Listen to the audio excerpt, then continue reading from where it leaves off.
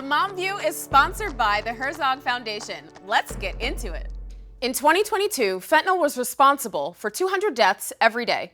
Our guests today include two moms who lost children to this insidious drug and a businessman who got sick and tired of watching young people die, right here on The Mom View. Next.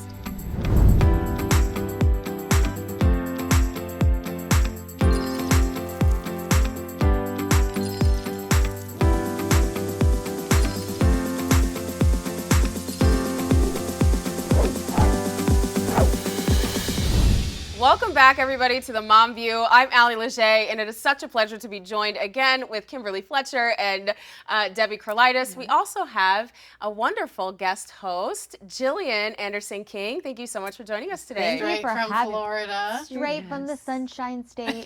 My lovely Welcome, state. Jillian, to The Mom View. We're glad Thank you to for have having me, guys. Of course. Well, today we are going to have a discussion on a very heavy topic. It's about fentanyl, and we understand how important it is for our moms to, and our members that are watching to understand, have the knowledge so that they are aware of what's going on. This is a really important subject, and I don't think we talk about it enough, and it's something that moms need to know, and I think that information is power, and this is information that we definitely need because we need to be empowered to protect our kids. And I don't know, I mean, do any of us even know what fentanyl is? It's a big one. So they talk about it all the time. And so I just found out yesterday that fentanyl is a drug that has been used but diluted as in medical and surgeries and things like that. I had no idea. But what it has become is a very toxic chemical that kids are being exposed to. Right. And so I have my little pen here because what they tell us is that 2 little milligrams, which would fit on the top of my pen, can kill somebody. Of pure fentanyl. Lethal, that's a lethal amount. Yeah, lethal amount. I think we don't realize, one, how prevalent it is, and two, how toxic and deadly it is. I think that's the bad combination. It's accessible and it's deadly.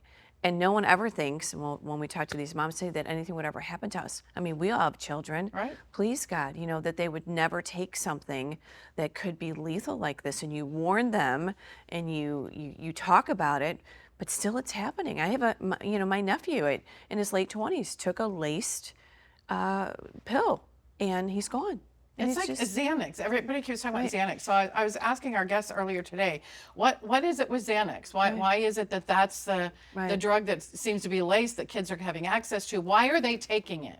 That was the big question. You had a really good point. Right. Well, so a lot of times when we've realized what happened with COVID and the remote learning and the distancing and the removing of being around, the isolation that we experience with our children and ourselves, a lot of people are using these drugs as like an escape or a way to numb themselves so that they can, function in daily aspects because they have a lot of anxiety. A lot of anxiety. But not even just that. I mean, simply you go on a plane ride. How many people take Xanax on a plane ride? It seems so common. So what is like scary about fentanyl is that it's being laced and put in things that you might use daily, whether it be Xanax or Percocet or things like that. And that's when I think that the accidents are happening where you're not having regular drug users. And they're taking these things even, my friend has this drug and I'm going to just sleep the whole plane ride. It seems a lot more innocent than it is, and it could be like that like wipes you out. But something that a dear friend that we all share kind of taught me anyway, Yakubuyans. If you don't see someone making the drink and someone just hands it to you, do not take it. So I think the same practice should go with medicine. Unless you're getting it from the pharmacy and you see where it comes from, do not take it. Yeah. Well, it's not helpful that it's made in a rainbow of colors as well. And it's so authentic looking. And a lot of the children are able to see this as like it's candy or something like that. And we've learned that human traffickers are able to utilize these drugs as well to make sex slaves more complacent, compliant. Well, and it's so readily available. That's what's scary. So it's a drug that's being used across the board for multiple different things that are harming our children, harming our citizens. And I'm really impressed the way that that our current president has taken a lead in trying to shut down the fentanyl coming across the border. And we know it's coming from China. We know it's coming across the border. And it's like they've gone out of their way to incentivize kids because they make it colorful, because they make it so easy. Right. And I was asking one of our guests, how is it that they're getting this? And she's like, you Snapchat. It's like DoorDash for drugs. It's like anywhere. insane. It's just so easy to get. And Xanax just seems like something, like you said, everybody sees it, everybody has it. And it seems so wild too, because none of us have navigated as children ourselves, because we didn't have social media. So we're navigating parenting in a way that we didn't experience ourselves. So it's really weird. People are targeting our children through social media and through these devices that they all have. My kids are too young to have devices, thank the good Lord, but one day we're gonna have to navigate that. But it's something that none of us on this set have ever had to experience. So teaching parents how to be hands-on and what to look for, and to be very active with their children and their phones and their tablets, and be able to look for things. I think that's education that parents need, because we all know there's a whole set of us that aren't very good at technology. So how do we navigate that, in addition to having these conversations and educate our kids for something that we don't even understand ourselves right now? I wanted to just mention something to you on the heels of this when you talked about President Trump and the border.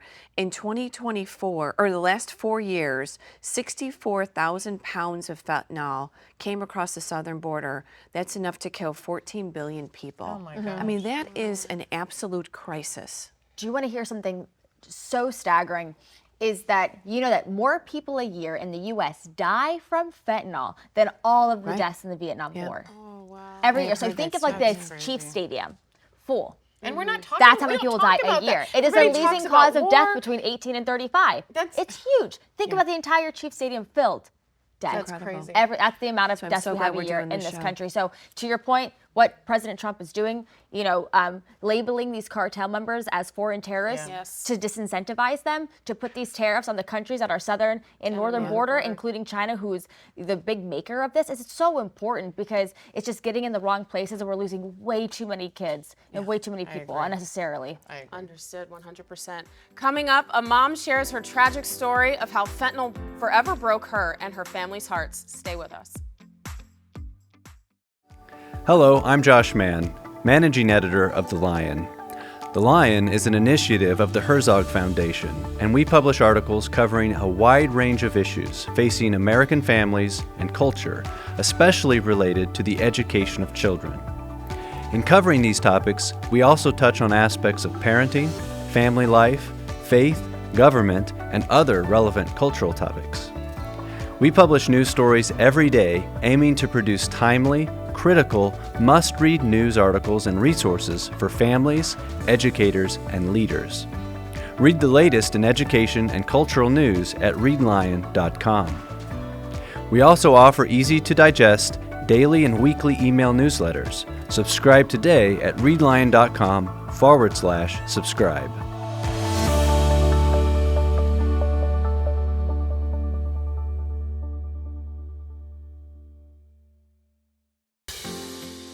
Welcome back to the Mom View. Ann Fundner joins us today. If you've watched last year's RNC, you likely saw Ann speak about the tragedy that befell her family when her 15-year-old son Weston unknowingly took a pill laced with fentanyl.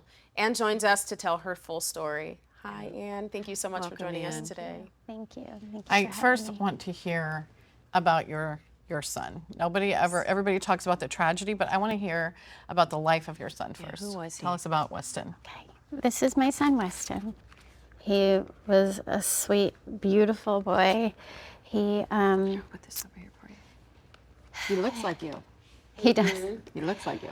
He was amazing in every way. He was my firstborn. He Christian schooled, sports. He had a lot of friends. He had, a good GPA. I was very involved as a parent. He liked to, on the weekends, he would like to surf with his friends, and he was really a typical kid. He had a heart of gold. I was extremely involved in his life, room mom. I was always at every sports game.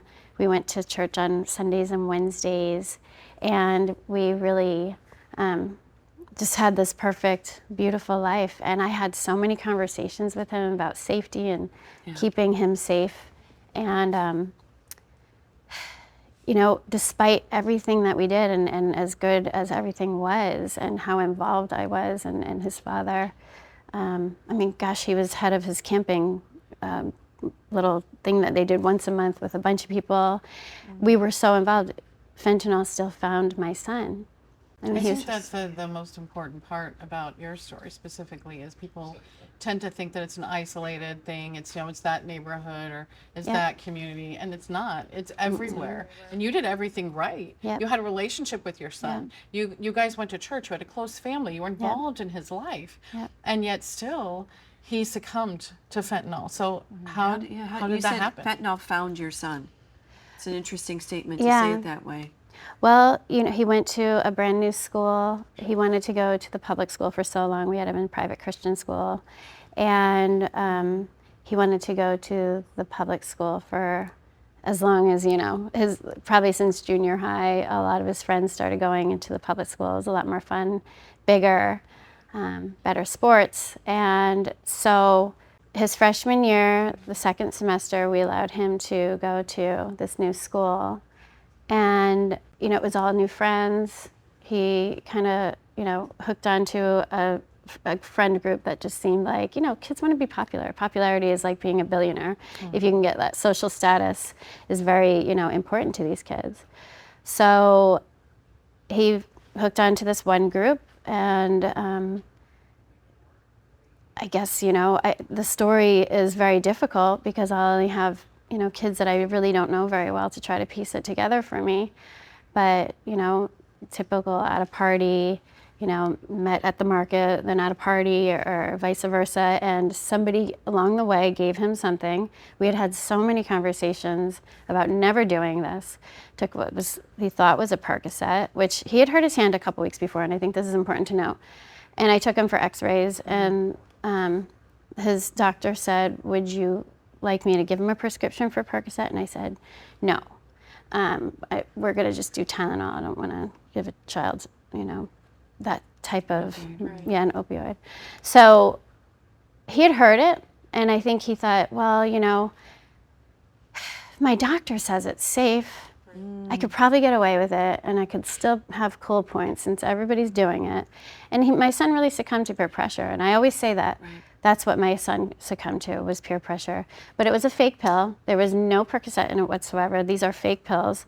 They have the pharmaceutical markings. They're the same color. They have the pill presses. There's blue press powder with somebody who is not a chemist or has no degree, probably somewhere in a field sprinkling fentanyl in a vat of blue powder and mixing it and pressing it into pills. And 7 out of 10 pills are deadly. And so my son got that pill. And that was never going to happen to us, but it took my son's life. What did you know about fentanyl before this tragic event? That it could kill everyone in America 7 times over, that, police officers were, arresting people with carloads of fentanyl, and, they would pass out on the street because it was that deadly that if it got on their skin, that they could die from it. But it still seems so far away from you in your life. Yeah, it was something you saw on the news. Never going to come into my home. So that's all I knew. I had been in media in my past as well, and I would talk to people about fentanyl on the news. And I had heard of it. Sure. And like all of us, we've all heard of it. We've all heard it's dangerous. We all heard it's lethal. We talk to our kids, but it finds the children. It does. It finds them. And like you said, peer pressure is so... That's it. Especially in a new school, and especially in a culture where you have to do this to be cool. Yep. You have to do this to be accepted. And it just seems like the stakes are so high now. When I was in high school, it was a joint or cigarettes or alcohol. It just, or alcohol. And now the stakes are so high because they're so deadly. Yep. They are, and I have so many people tell me that you just can't be a normal high schooler anymore. Not that drinking and all that should be normal. I try to talk to all parents about teaching their kids to abstain from all of it. But when we grew up 20 years ago, this was totally different. 30 years ago, this wasn't. There was a big ecstasy in my day. Ecstasy was this big thing, and if that were laced with fentanyl these days, I don't think a lot of people I know would probably still be here. So is there any advice you would give to parents now? Well, our kids, they can't learn from their mistakes. They die from them. So teach your kids about never trying anything that they don't know what it is. You had said it before, I don't care if, you know, it looks real. It's probably, if you don't get it from the pharmacists, Right. don't take it.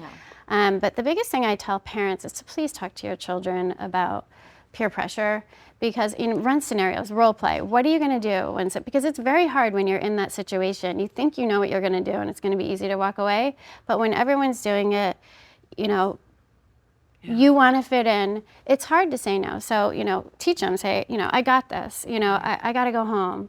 And, you know, I'm not really into that, you know, walk away, give them the tools and the strength, not my thing, but, you know. You know, one of the things about that I don't think we talk enough about as parents or to other parents, and that is that one child could be the one who's relieving the pressure of everyone else. That is so Yeah, true. that's true. That is a very good point. Be the light, be That's the right. hope. Yep. Because if you walk out, there may be 2 or 3 other people that walk out too. That's and I always true. did that with my kids. I'd be like, just tell them, hey, I got to be home now. You don't have to explain anything. You don't even have to take on. I told them, blame me. Yeah, just say My I'm getting a mom. call. My I mom's gotta go. Right. just going to be all over know? me. I'll be grounded. Whatever. I don't care. Give them the tools. Kimberly and I were there with Moms for America, you know, in 2024 when you spoke at the RNC, and Jillian was just saying she was there as well. That speech was so incredibly moving. Well, there's nothing like watching a mom just share her heart about her son. Was that the first time you took to a national stage like that? And now, is this your mission? Yes. Yep, it was my first time. And I had been in small, you know, media hits here and there, but for years, people would say, you know, for 2 years, my son had already been gone. They would say, God had a purpose for your son. And there's nothing that you should say to a parent like God had a purpose for your son, because you were like, what? I'm sorry. Yeah. What purpose could possibly be Yeah. in this? And they're trying to be nice. And they are. They are. They are. Because what do you But say? that's not good. It's Okay. not. And it's hard enough, you know, not being angry with God. I mean, I definitely went through that. Why would you do this whole thing? But when I stepped down on the stage and I told my story and I saw the reaction that the public had and the people in the audience, and that America, I felt like I reached American moms. I felt like my son really, And there was that purpose that I don't want, but it's been given to me. So here I am, and I fight as hard as I can, and I educate. Talk to your kids about drugs, talk to them about peer pressure, talk to them about hanging around with the right people, because you never know when this is going to be presented. And, you know, that is my mission now, is to educate people, including politicians, including people in the media, you know, to educate people on how we can stop this. There's a lot of other aspects to this that I don't think people think about, and that's the aftermath. And how it affects the entire family. I mean, your son was the oldest, and all the kids looked up to him. How are you helping them cope and understand and avoid the same situations? Well, they will never. I mean, I'm never going to be naive. I'm always still going to, you know, talk to my kids about everything that I've said. But they've watched what's happened and what one little pill can do to an entire family, because when your child dies, the whole family really dies. Their lives are not the same. You know, it's crumbled our family. My husband's not, you know, we owned a beautiful, thriving business. It's just not there anymore. My kids have been displaced. We've moved, you know, home to be near our family so that we can get a little emotional support. And they miss their friends. And, you know, they've become very close. Their brother was their everything too. He was my everything. He was just amazing. And so this really, you know, it really hurts an entire family. So we're working on rebuilding, you know, our family. My second child is now the oldest. That's a weird dynamic. We took to traveling for a year. So we traveled to try to really heal. Yeah. Well, there are so many families that are dealing with tragedies like this. Do you have any advice for them on how to get through it and not be so angry with the Lord? I'm still working on it. Well, I just commend you. I to your point, it could happen to anyone.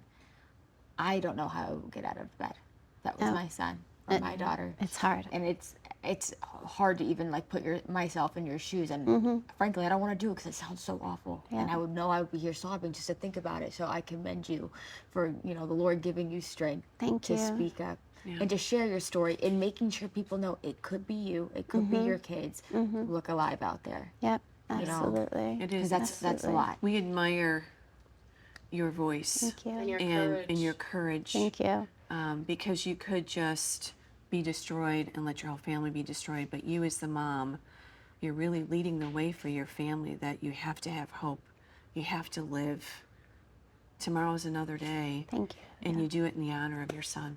I do. I think the most profound statement that you said was that fentanyl found your son. Yeah. And I think if we can talk to our kids about that and say, it's after you, instead of, I think like it helps hunting them in you. the peer pressure situations. Make that the enemy so that you can relieve yourself of the pressure of the situation. Absolutely. And moms, let them know fentanyl's coming after your kids. It's a very profound statement. That's a big takeaway for me. Yeah, Me too. it's true. I would be remiss if I didn't mention that, through this whole thing that I have found a relationship with my God. And I think that I don't know how I'd be getting out of bed every day if I didn't have God in my life.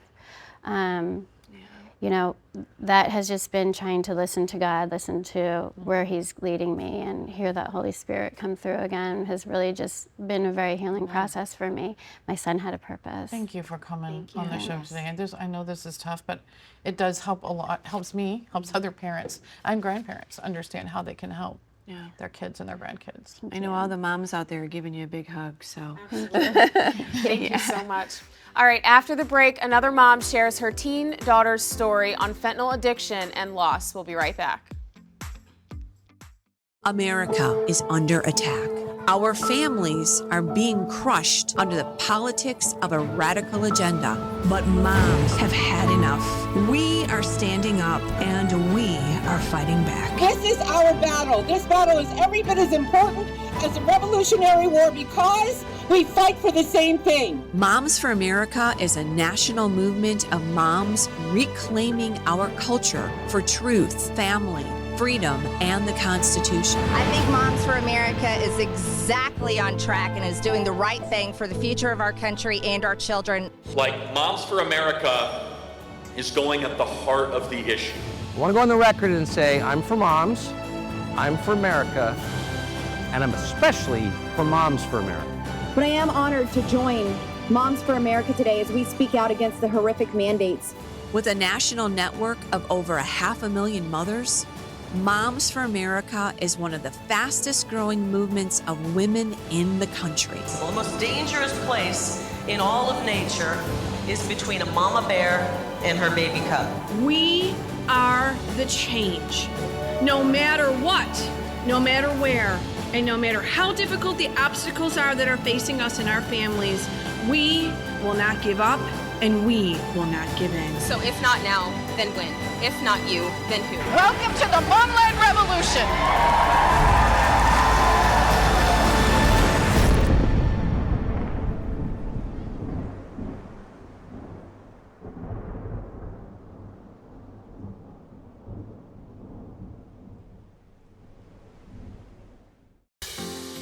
Jane Gray is a mental health therapist who was blindsided by her daughter Nicole's addiction to fentanyl. She's hoping the lessons she learned will prevent the sorrow and loss she and her family have suffered. Jane, thank you so much for joining us today on the Mom View. Could you just explain to us what happened to your daughter? Sure. Nicole was 19 years old, forever 19, and she struggled. She had a tough life. She had a lot of trauma that was unresolved. She was predisposed to addiction on her father's side. So there were those markers for her. Her father died by suicide when she was 7. And this was a hole in her heart that she carried and really struggled to work through. That wasn't for lack of us trying or getting her therapy. It just was, it was her earthly struggle. And her problems really started in around, at about age 14. In 8th grade, she started wanting to fill that void through toxic relationships. She just didn't know how to fill that. And those behaviors continued, and she started smoking nicotine and smoking weed. And then COVID hit, and she was very isolated when she was 15 in her sophomore year, and I think her anxiety really, really accelerated at that point. It was hard for her. So many children. Yeah. It's very traumatizing. So. Did you, as this was transpiring, were you noticing any signs that concerned you? Was there an intervention that you tried at all? There were signs of, as she progressed, we weren't aware of all this, and then somewhere around her junior year, behavior started changing and friend groups started changing. Her appearance started changing. Her goals started changing. We addressed it. We tried to get her help and support her. Nothing really worked for her. Jane, what was she dealing with at that point? Did you know that was a fentanyl addiction, or was that just other drug use? What was the status of that? It was really other drug use. Okay. She started smoking weed at 15. Which is a gateway, and everybody says it's not, but it is. And it really started changing her brain. And that, with her unresolved trauma and anxiety and depression. She ultimately met a friend in her senior year who introduced her to Percocets. And it was an immediate addiction for her. That was an immediate addiction? It was immediate. Wow. And she used Percocets her whole senior year until I found out. And we sent her to a partial hospitalization program. Intensive outpatient. How did she do with that? She did well. She was sober about 100 days and relapsed. And then I found out she was using again. And she went to a 30-day rehab in Tennessee. And at the time of her death, she was living in a sober living out in Fort Worth. And on her father's death anniversary date, she relapsed. I think it was just the wound that she was carrying. And that was her final relapse. So she's a little different. She really struggled with mental health. The addiction numbed her pain. Right. She had an idea that fentanyl was in Percocet because that's what the kids know. The part about this that when you were telling me the story was, I didn't understand, and I mentioned this earlier, that fentanyl is something that we've been using in medicine, diluted, but now they've been lacing it on all these drugs. But I thought that it was so dangerous that when you take it, you just die. There is no option. But when you were explaining that fentanyl is so addictive and you have to keep taking it, that it is something that you can keep taking. It does not necessarily kill you right away. No, you have to. But it will eventually. It will. You have to. You don't know the balance of it, right? Because it could be, no one's a chemist doing these with the fentanyl. Right. They're making these pills. Right. And they're adding the bulk, and some has a lot of fentanyl, some has a little. When at her time of death, she had 24 milligrams of fentanyl. Oh my gosh. Which would, and like we said before, two right, is lethal. Right. 24. And you have to consider the host. You can develop a tolerance to fentanyl, and she had been sober for 6 months, so there had been none in her system. Right. Plus, she had been on Suboxone, and that kind of dulls the effects, so she probably overused. So the whole thing, it's literally like playing roulette. You have no idea. Absolutely. This is something we need to tell the kids. You have no idea whether or not that will kill you, or you will become addicted, but it's not good regardless. You should assume that everything has fentanyl on it to avoid it. Yeah, if you all, a bunch of kids take it from the same pill container, that kid might not die, that kid might not die, but it could be you. Yeah. To your point. And it could be look safe until it's... And anything that's not from a pharmacy, right, is somebody in their garage or in their basement pretending that they're a chemist, a pharmaceutical, and they're making it, and they don't... And someone even told me too, they love to have variations of this because some people want something stronger. lighter, some becomes deadly. It's just this weird roulette, like you're saying it. You just never know who's going to take what at Right. the time. But in Nicole's case, it's driven by the addiction. Right. Like her brain needs to have it. Yes. So Jane, in your story, you did mention that there was something about this unique smell in your home. Could you touch on that a little bit for us? For about 8 or 9 months, my husband and I, we kept smelling this smell, and it was electrical fire smell. Okay. We didn't know what it was. And to the point that we called an electrician to see what was going on because it kept coming out of her room. She would try and mask and spray smells over it or perfume, but it just was so strong, like an electrical fire. And, the electrician said, it's nothing, ceiling fan's fine, there's nothing wrong, but that is the smell of Percocet burning. She would smoke it. Oh, interesting. Yeah. I didn't know you could do that. You smoke it. So she would, you Do you smoke get a it on. different high from that? Is that why you do it? When you smoke it? I think it goes immediate into, okay. it doesn't have to metabolize through your stomach if you swallow it, but they crush it, or not crush it, and they put it on a piece of foil and light it, and they smoke it. They use things like, they're in her room, some of the paraphernalia was straws or spoons or aluminum foil, tampon applicators, pens.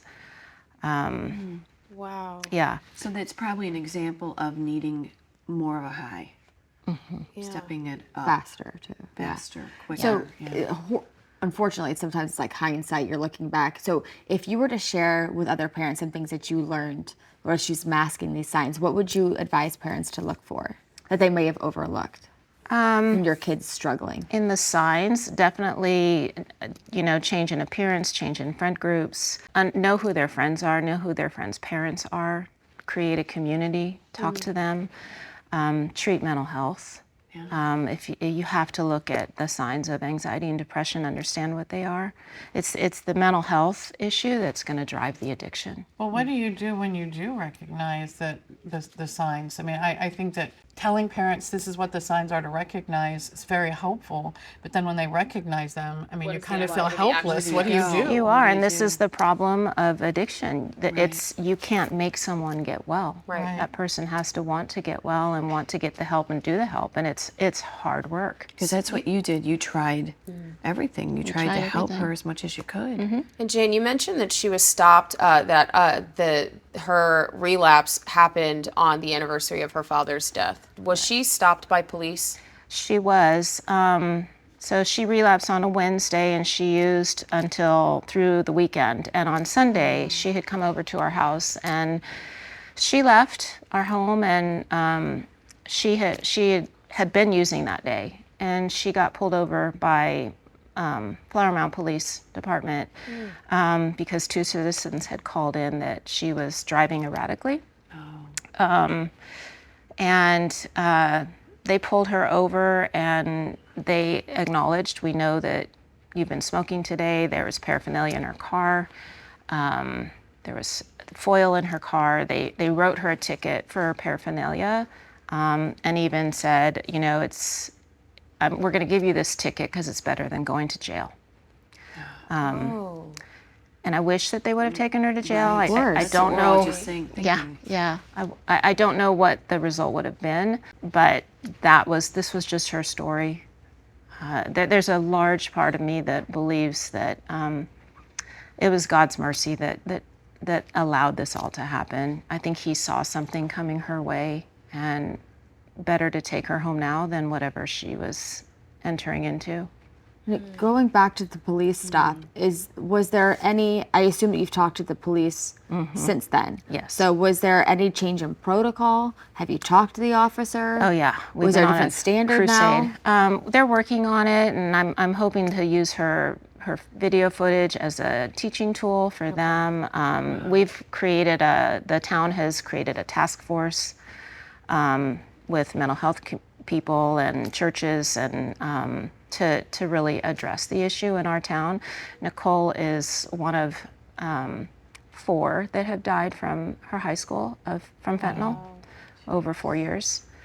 So it's a problem. It's in everybody's backyard. And if you don't treat your mental health, if you don't address your anxiety and depression, it's just normal to want to numb it and to mask it. And if you are predisposed to addiction and you have trauma that you haven't addressed, then you're So would you recommend, and I don't know if you tried it, but would you recommend family counseling? Absolutely. Addiction is a family problem. So it doesn't just happen to everybody one. has to be involved. Everybody needs to be involved, and the family system needs to change. There's no shame in it, and the stigma needs to be changed. It is a disease. It's not a parenting error. It's a disease of the brain. I think that having Anne and you both on today, I think is very helpful to parents because they're realizing that there are multiple spectrums to this. Yeah. But I just want to go back to what Anne said again, that it will find our children. It will. And so we have to be that. It's coming after them. Yeah, that protection and do whatever we can. You have been through so much, and I'm so impressed that you were able to come and talk and share your story and help other parents. It's a big calling, I guess, that's been put on you. Yeah, but you're being proactive even in your own community, and who knows how many lives you're helping. So that's like the mom warrior spirit in you, just living on and helping more. So it's not all for nothing. You're helping other people. No, who knows how many. She's impacted a lot of people with her story. I've gotten a lot of great feedback from people, and God is using it for good. No doubt. Thank you for being courageous. So much for your strength and your courage and for coming on to share your story. Guys, we have another guest. JC Sheppard is an entrepreneur with a background in healthcare. He was tired of seeing Americans like Weston and Nicole dying from fentanyl. Like all true innovators, he decided to do something about it and developed a unique FDA-approved and easy-to-use fentanyl test. Kim is with JC talking about the fentanyl test right here on The Mom View.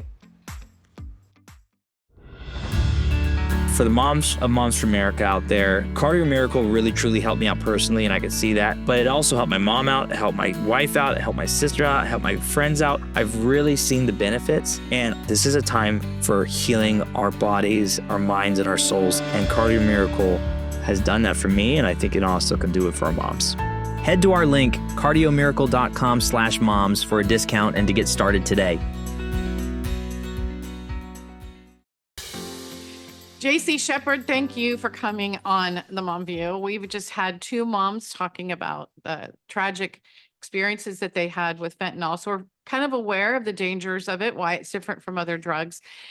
But it's really hard to have these conversations without having solutions. And when we find a solution, we get really excited and want to share it. And you have created a solution. And I want all the moms to know you can find it at thefentanyltest.com.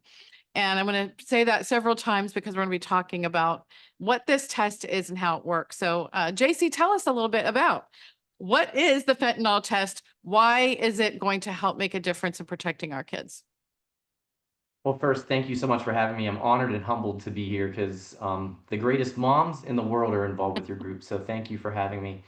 And we have been involved with this for about 16 months now. And how I got involved, Kimberly, was I come from healthcare IT. I'm a conservative entrepreneur, so I've developed many apps, many social media platforms, and worked for many conservative influencers developing their apps.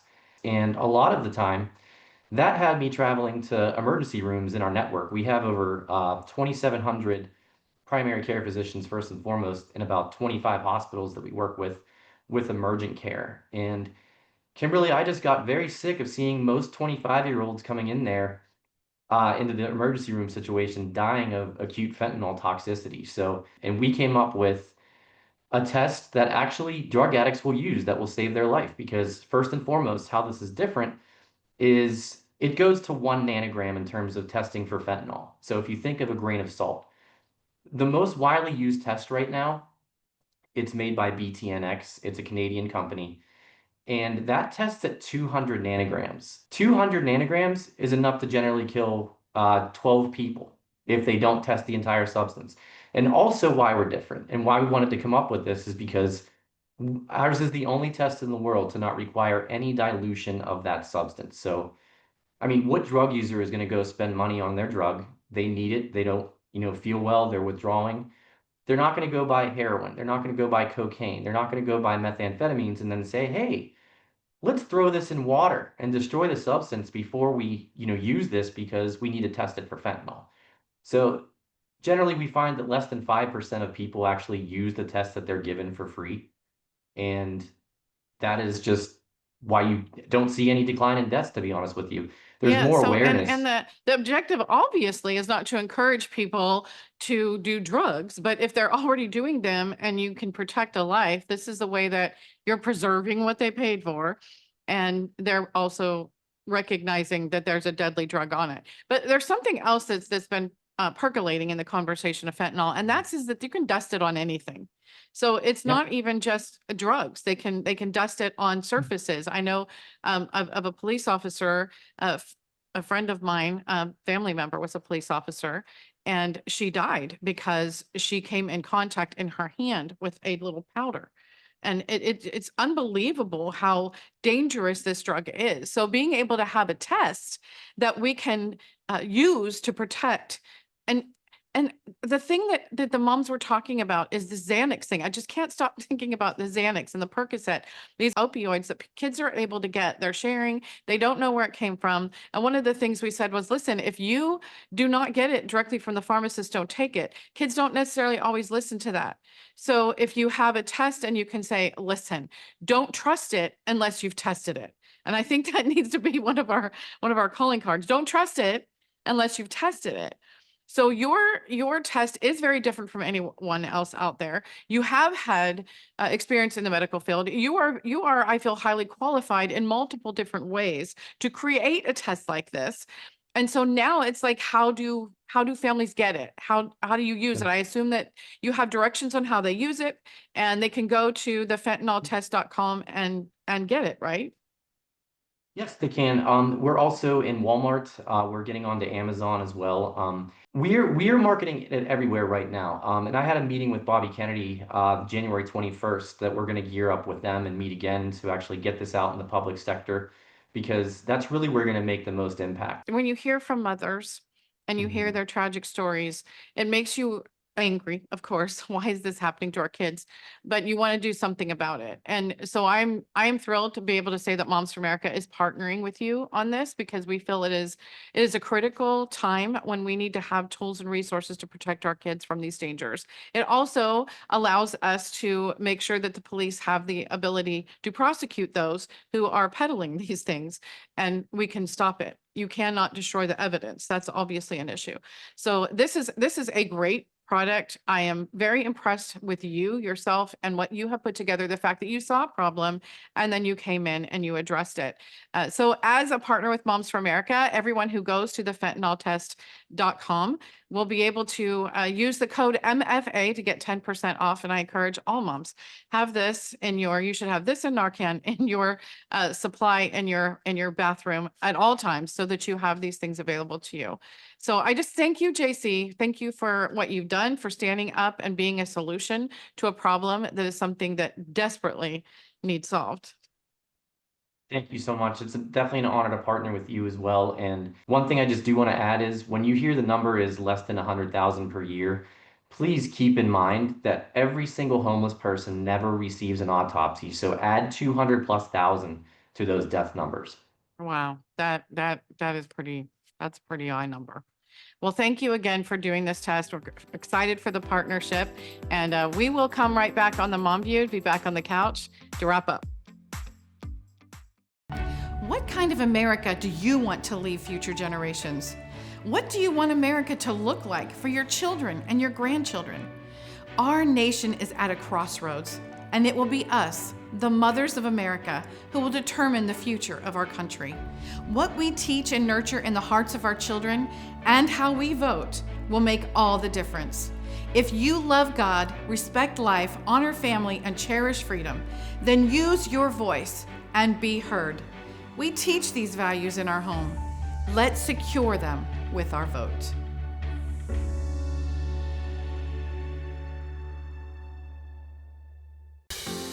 Welcome back to the Mom View, and on our couch we have Ann and Jane joining us again. We would like to go through a couple of helpful tips for our viewers. One of them would be to encourage open and honest communication with our children about drug use. And what are some other ones that you would like to explain touch on? what fentanyl is and why it's so dangerous. And there are some really great sites that are available for that. So our friend Sandra, who works with us on the Mom View, she put together a great film, a little short film called Goodbye Friend. You can find it at goodbye-friend.com. This tells the story of the dangers of fentanyl from the dog. Oh man, that's a from the helpful boys from the boy's pet. Wow. And it's very compelling, and it has really impacted a lot, and then a lot of kids. And then also Get Smart About Drugs.gov. GetSmartAboutDrugs.gov is another great place you can find stories that you can share with your kids. You've got to be able to have these open conversations. Explain what fentanyl is, why it's so dangerous. Those websites take care of that. Stress that never take a pill that does not come from a doctor or pharmacist. And assume, because it does, that there are no pills out there that cannot be laced with fentanyl. So assume that everyone does. And no pill purchase on social media is Yes. safe ever, period, end of story, full stop, not safe. And fentanyl test, the fentanyltest.com, a great place to go to have a tool Absolutely. and a resource. Create an exit plan to avoid that peer pressure situation. Those are really great tips for moms. And also making it very clear to your family members, friends, community members, that fentanyl has been found in most illegal drugs. It is being laced, so be careful. I know the ladies here, you both shared great words of advice in your segments, but I know that there's a couple other things you still wanted to share. And what were some of the thoughts you were just sharing about the drug dealers and the grooming and all of this? This is no different than sexual predators. These people are well trained. They go after your children. It is their goal to make money, even if it's only for a couple of weeks. If they can get your child to survive the first pill, They don't care. That's right. They will groom your child into continuing it. Once you try fentanyl once, it's not a matter of if you're going to die, it's when. And they will give your child a little bit, and if they can control it, they'll get your child addicted, because it's 50 times more addictive than crack. Wow. And so if you can try it one time, they know that they have a customer. You'll, within 2 to 3 hours, start getting bone aches, muscle aches, like an anvil is sitting on your head, cold sweats, chills, fevers, intestinal, problems. It's the worst withdrawal symptoms, and they'll be right behind saying, you cannot tell your parents. You can't tell your parents that you did this. It was illegal. I'm going to go to jail. You'll go to jail. We're both going to get in trouble. Here's a little bit more. I'm going to leave it under your doorstep. And now they've gotten your child addicted. So now you have this child that just tried something to try to fit in, and they're addicted now. And this drug dealer will drip on them for $7.50 on social media. You can find this under your doorstep and delivered straight to you. Wild. And so these kids start self-medicating. They have an addiction they never wanted. And these really are drug predators and groomers of your children. Jane, I'm sorry. No, it's okay. You talked a lot about the trauma side We of both this. and same I brain, same yeah, brain. same brain. We're very interested in how we can help Yeah, and I address that. I think it's really important to understand trauma, understand your child's trauma, and to understand that trauma isn't just what happened to you. It's also what didn't happen to you when something happened to you. Meaning, was the support given? Was there someone a parent that came in and validated or, experienced your pain with you? As a child that goes through a divorce, or maybe like in Nicole's case, she was a latchkey child after our divorce, and that was really traumatic for her. She really struggled with being alone. And so giving her the resource of understanding that deficit of what she didn't get. So it's not just the trauma, it's what didn't you get when the trauma occurred. And I wanted to just even hit the point too about the mental health again. We hit that in the interview, but there is so much more, seems like there's so much more mental health issues in our culture now than we've ever had before. So the door is open really in a lot of the kids' hearts to take this and medicate. Yeah. I mean, social media just exposes everything, comparison, vulnerabilities. And I mean, it's always one of those things, right? I'll never do this with my kids. I'll never let them do that. And then you get there and you're like, okay, well, I said I wouldn't, but now I am. But you know, like I said before, none of us had social media at our fingertips when we were kids. So we're navigating parenting through something that we don't even understand ourselves. And I think you're just being so diligent about, hey, not sharing that you got an injury, not sharing that you are vulnerable emotionally on social media if your kids do have a social media, because that's when predators start, whether they're sex traffickers or they're drug traffickers, they're going to come on vulnerable kids. And it is absolutely terrifying to think that way. But I mean, how many kids, even 5, 6, 4, they're already buried in their tablets.